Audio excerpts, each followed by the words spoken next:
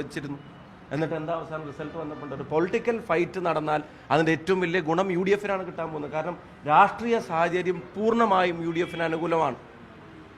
ഈ നിലമ്പൂരിൻ്റെ ഓരോ മുക്കിനും മൂലയ്ക്കും അറിയാവുന്ന സ്ഥാനാർത്ഥിയാണ് ഞങ്ങളുടെ സ്ഥാനാർത്ഥിയെ സംബന്ധിച്ച് നമുക്ക് ക്ലാരിറ്റി ഉണ്ട്. കൃത്യമായിട്ടുള്ള റിസൾട്ട് കൊണ്ടുവരാൻ കഴിയാവുന്ന രാഷ്ട്രീയ സാഹചര്യം ഇവിടെയുണ്ട്. ഇനി ഈ നാട്ടിലെ പാചക തൊഴിലാളികളുടെ അവസ്ഥ എന്താ? മുഖ്യമന്ത്രിയും കുടുംബവും ഉൾപ്പെടെയുള്ള ആളുകൾ നേരിടുന്ന അഴിമതി ആരോപണങ്ങൾ, CPM-ന്റെ പ്രവർത്തകർക്ക് പോലും അംഗീകരിക്കാൻ കഴിയാത്ത അഴിമതി ആരോപണങ്ങൾ നാട്ടിലുണ്ടാവുക, വലിയ അവകാശവാദ വ്യഗ്രതയിൽ കെട്ടിപ്പൊക്കിയ സാധനങ്ങൾ ജനങ്ങളുടെ മുമ്പിൽ ഇടിഞ്ഞു പൊളിഞ്ഞു വീഴുകയാണ്. കേന്ദ്രവും സംസ്ഥാനവും ഒക്കെ ദുർബലമായി പോകുന്ന ജനങ്ങളുടെ മുമ്പിൽ പറയാൻ മറുപടി ഇല്ലാത്ത തരത്തിൽ ഏറ്റവും വലിയ അച്ചീവ്മെൻ്റ് ആയിട്ട് ചൂണ്ടിക്കാണിക്കപ്പെട്ടിരുന്ന ദേശീയവാദയുടെ അവസ്ഥ പോലും ഒരു പുതിയ റീൽസ് ഇടാൻ പറ്റാത്ത തരത്തിലേക്ക് കാര്യങ്ങൾ മാറുകയാണ്. അപ്പം അതൊക്കെ വിലയിരുത്തി വോട്ട് ചെയ്യാൻ കാത്തിരിക്കുന്ന ജനങ്ങളുടെ, നിലമ്പൂരിലെ ജനങ്ങളുടെ രാഷ്ട്രീയ ബോധത്തിലും കേരളത്തിലെ ജനങ്ങൾ കാത്തിരിക്കുന്ന റിസൾട്ട് നിലമ്പൂരിൽ നിന്ന് ഉണ്ടാവുമെന്നുള്ള ഉറപ്പിലും ഞങ്ങൾക്കൊരു ആത്മവിശ്വാസക്കുറവുമില്ല. ഞങ്ങളുടെ പ്രവർത്തനങ്ങളുമായിട്ട് മുന്നോട്ട് പോകുന്നു. സ്ഥാനാർത്ഥി ഉണ്ടാവട്ടെ, എല്ലാവരും സ്ഥാനാർത്ഥി, മറ്റവരും സ്ഥാനാർത്ഥിയെ നിർത്തട്ടെ. അതൊക്കെ അതിൻ്റെ വഴിക്ക് അവരുടെ സ്ഥാനാർത്ഥി ആരാണെന്ന് തീരുമാനിക്കാനുള്ള എല്ലാ സ്വാതന്ത്ര്യം അവർക്കുണ്ട്. ഇതിന് മുമ്പ് നിങ്ങൾ ചോദിച്ചപ്പോഴും ഞങ്ങൾ പറഞ്ഞിട്ടുള്ളത് അത് തന്നെയാണ്. അതങ്ങനെ നടക്കട്ടെ. ഫസ്റ്റ് ചോയ്സ് സ്ഥാനാർത്ഥി ഇതായിരുന്നോ എന്നുള്ളത് അവരുടെ ഇത്രയും കാലത്തെ സെർച്ച് എഞ്ചിൻ അതുമായിട്ട് ബന്ധപ്പെട്ട കാര്യങ്ങൾ നമ്മളോട് പറയുന്നുണ്ട്. അതൊക്കെ അവരുടെ ഇഷ്ടം, അവരുടെ സ്ഥാനാർത്ഥി ആരാണെന്ന് അവർക്ക് തീരുമാനിക്കാം.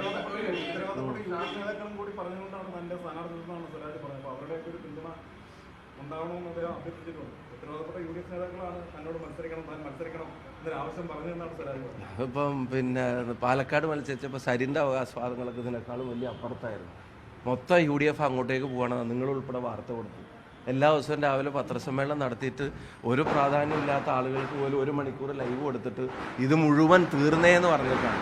ആ പാലക്കാട് നിയോജകമണ്ഡലത്തിൽ ഇതുവരെ ഇല്ലാത്ത ഭൂരിപക്ഷത്തിനാണ് അവസാനം അവിടുത്തെ ജനങ്ങൾ ഞങ്ങൾ ജയിപ്പിച്ചത്. ജനങ്ങൾ ആഗ്രഹിക്കുന്ന വിജയം UDF-ൻ്റെതാണ്. അതാണ് പൊളിറ്റിക്സിൽ പ്രധാനം. ആരെയും മോശമായിട്ടോ വിലകുറച്ച് കണ്ടിട്ടോ ഒന്നുമല്ല. ഇവിടുത്തെ രാഷ്ട്രീയ സാഹചര്യം, ഈ ഭരണം മൂലം ഇതൊന്നും മാറണമെന്ന് ആഗ്രഹിക്കാത്ത CPM-കാർ പോലും ഇല്ല എന്നുള്ളതാണ് യാഥാർത്ഥ്യം. അത് ഏറ്റവും കൂടുതൽ പ്രതിഫലിക്കുന്ന ഒരു തെരഞ്ഞെടുപ്പായിരിക്കും നിലമ്പൂരിൽ ഉണ്ടാവാൻ പോകുന്നത്.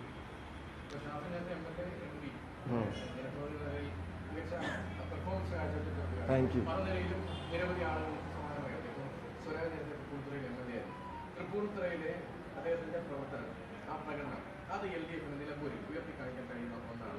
അല്ല, അതും തൃപ്പൂണിത്തറയിൽ തന്നെ ഉയർത്തി കാണിക്കാൻ കഴിഞ്ഞു എന്നുള്ളതാണ്. അതൊക്കെ അവരെന്താണോ ഉയർത്തി കാണിക്കേണ്ടതെന്നൊക്കെ അവർ ഉയർത്തി കാണിച്ചോട്ടെ. തൃപ്പൂണിത്തറയിൽ പിന്നെ അദ്ദേഹം മത്സരിച്ചല്ലോ. അതൊക്കെ അവരുടെ രാഷ്ട്രീയം എന്തായിരിക്കണം, അവരെന്താണോ ഉയർത്തി കാണിക്കുന്നതൊക്കെ അവർ തീരുമാനിച്ചോട്ടെ. ഞങ്ങളെ സംബന്ധിച്ചിടത്തോളം എന്താ, ജനങ്ങളുടെ പ്രശ്നങ്ങൾ കൃത്യമായി ഞങ്ങൾ ഉയർത്തി കാണിക്കും. ഇപ്പോഴും തലക്കെട്ടുകളും ഫ്ലാഷ് ന്യൂസുകളും ചർച്ചകളും ബഹളങ്ങളും വിവാദങ്ങളും ഒക്കെയാണ്. പക്ഷെ ജനങ്ങളുടെ ഇടയിൽ ചർച്ച അതല്ല. ഞങ്ങൾ ആ ചർച്ചയിലാണ് കോൺസെൻട്രേറ്റ് ചെയ്യണത്. ഞാൻ ഇതുപോലെ ഇതിനു മുമ്പ് സംസാരിച്ചിട്ടുണ്ട്. നിങ്ങൾ എടുത്ത് നോക്കുക, നിങ്ങളുടെ ആർക്കൈവ്സ് എടുത്ത് നോക്കുക. പാലക്കാട്ടെ തെരഞ്ഞെടുപ്പ് ഈ പറയുന്ന വിവാദങ്ങളുടെ കൊടുമ്പിരികളായിരുന്നല്ലോ. പക്ഷെ അത് കൊടുമ്പിരി കൊള്ളുമ്പോഴും ജനങ്ങൾക്കിടയിൽ യഥാർത്ഥ ചർച്ചയല്ല. ആ ചർച്ചയിലേക്ക് കാര്യങ്ങൾ നീക്കാൻ ഞങ്ങൾക്ക് പറ്റും. അതാണ് നിലവിലെ പൊളിറ്റിക്കൽ സിറ്റുവേഷൻ. ഇതൊരു പൊളിറ്റിക്കൽ ഫൈറ്റാണ്. And we are going to win this for sure. ഇത് ഞങ്ങൾ ജയിക്കാൻ തന്നെ വേണ്ടി മത്സരിക്കുന്ന തെരഞ്ഞെടുപ്പാണെന്ന് എല്ലാവർക്കും അറിയാം. ഞങ്ങൾ ഒരു യൂണിറ്റായി, ഒറ്റക്കെട്ടായിട്ട് അതിൻ്റെ പ്രവർത്തനങ്ങളുമായിട്ട് മുന്നോട്ട് പോകുന്നു. ഇനിയുള്ള ദിവസങ്ങളിൽ രാഷ്ട്രീയമായിട്ട് കൂടുതൽ കാര്യങ്ങൾ ഉയർന്നു വരട്ടെ. ഈ സ്ഥാനാർത്ഥിയെ പ്രഖ്യാപിക്കുന്നതിന് മുമ്പുണ്ടായതിലപ്പുറം വലിയ പ്രതിസന്ധി ഇപ്പോൾ ഉണ്ട്. പുതിയ സ്ഥാനാർത്ഥി വരുന്ന LDF-ന് പാർട്ടി ചിഹ്നത്തിലുള്ള സ്ഥാനാർത്ഥിയാണ്. ഒപ്പം തന്നെ അന്നൂറുമായി ബന്ധപ്പെട്ട പ്രശ്നങ്ങൾ പരിഹരിക്കാൻ കഴിയാതെ മുന്നോട്ട് പോകുന്നു. നിലവിൽ സ്ഥാനാർത്ഥിയെ പ്രഖ്യാപിക്കുമ്പോൾ ഉണ്ടാകുന്ന ഒരു സിറ്റുവേഷൻ ആണോ UDF-ന് ഇപ്പോൾ കൂടുതൽ പ്രതിസന്ധിയല്ലേ?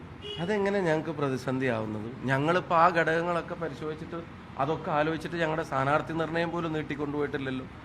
ഞങ്ങൾ കോൺഫിഡൻ്റ് ആയിരുന്നു സ്ഥാനാർത്ഥിയെ നിർണ്ണയിക്കാൻ, അതിൻ്റെ പ്രവർത്തനങ്ങളുമായിട്ട് മുന്നോട്ട് പോകാൻ. പിന്നെ എതിരാളി സ്ഥാനാർത്ഥിയെ പ്രഖ്യാപിക്കും എന്ന് പറഞ്ഞ തെരഞ്ഞെടുപ്പിൽ ആരെങ്കിലും വീട്ടിലിരിക്കുമോ? എതിരാളി സ്ഥാനാർത്ഥിയെ പ്രഖ്യാപിക്കില്ല എന്ന് വിചാരിച്ചിട്ടാണോ തെരഞ്ഞെടുപ്പ്? പിന്നെ തെരഞ്ഞെടുപ്പ് വേണ്ടല്ലോ.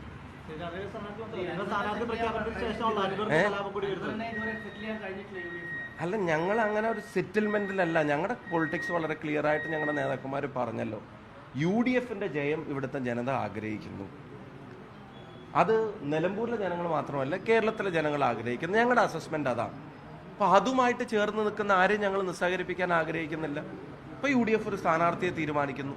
ആ സ്ഥാനാർത്ഥിയും UDF പറയുന്ന രാഷ്ട്രീയത്തെ അംഗീകരിക്കുന്ന ആരുമായിട്ട് നിസ്സഹകരിക്കാൻ ഞങ്ങൾക്ക് താല്പര്യമില്ല. അത് സഹകരിക്കണോ വേണ്ടേ എന്നുള്ളതൊക്കെ അവർ തീരുമാനിച്ചറിയിക്കുന്ന പക്ഷം ഉചിതമായ തീരുമാനം ഉണ്ടാകുന്ന UDF നേതൃത്വം കൃത്യമായിട്ട് പറഞ്ഞു കഴിഞ്ഞല്ലോ.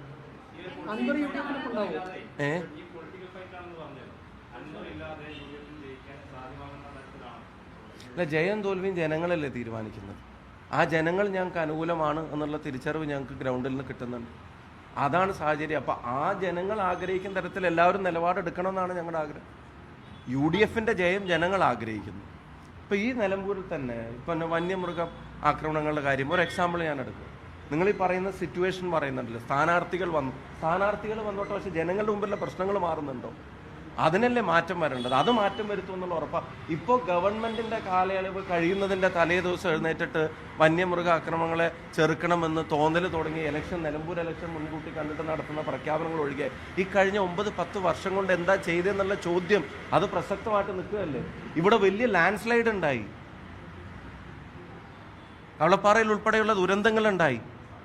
അവിടുത്തെ ജനങ്ങൾ അനുഭവിക്കുന്ന ബുദ്ധിമുട്ടുകൾക്ക് അതിന് അറുതി വരുത്താൻ അവർ നടത്തേണ്ടി വന്ന കാത്തിരിപ്പ് ഇപ്പോഴും ലൈവായിട്ട് ജനങ്ങളുടെ മുമ്പിൽ നിൽക്കുകയല്ലേ. ഒരു ജനങ്ങൾ നേരിടുന്ന പ്രതിസന്ധിയും ജനകീയ വിഷയങ്ങളും മറഞ്ഞു പോവില്ല. അതൊക്കെ തന്നെ ഉയർത്തി തെരഞ്ഞെടുപ്പിനെ ഞങ്ങൾ നേരിടും.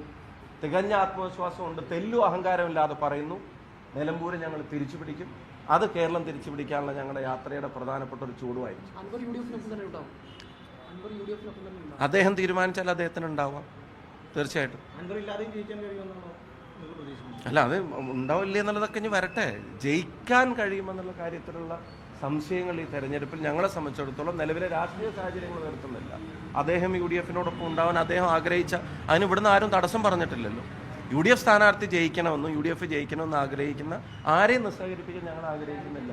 അൻവറിന് മുന്നിൽ ഇപ്പോൾ UDF ചില നിബന്ധനകൾ വെച്ചിട്ടുണ്ടല്ലോ. സ്ഥാനാർത്ഥി അംഗീകരിക്കണം, സ്ഥാനാർത്ഥിക്കെതിരെ നടത്തിയ പരാമർശം പിൻവലിക്കണം. അതൊക്കെ UDFന്റെ നേതൃത്വം അതിനെപ്പറ്റി കൃത്യമായിട്ട് പറഞ്ഞാണ്. ഇപ്പം ഞാൻ അതിൻ്റെ നിബന്ധനകൾ വെച്ചിട്ടുണ്ടോ ഇല്ല എന്നുള്ളതൊന്നും ഇപ്പം ഞാൻ പറയേണ്ട ആളല്ലല്ലോ. UDF നേതൃത്വം കൃത്യമായിട്ട് പറഞ്ഞിട്ടുണ്ട്. Okay, thank you.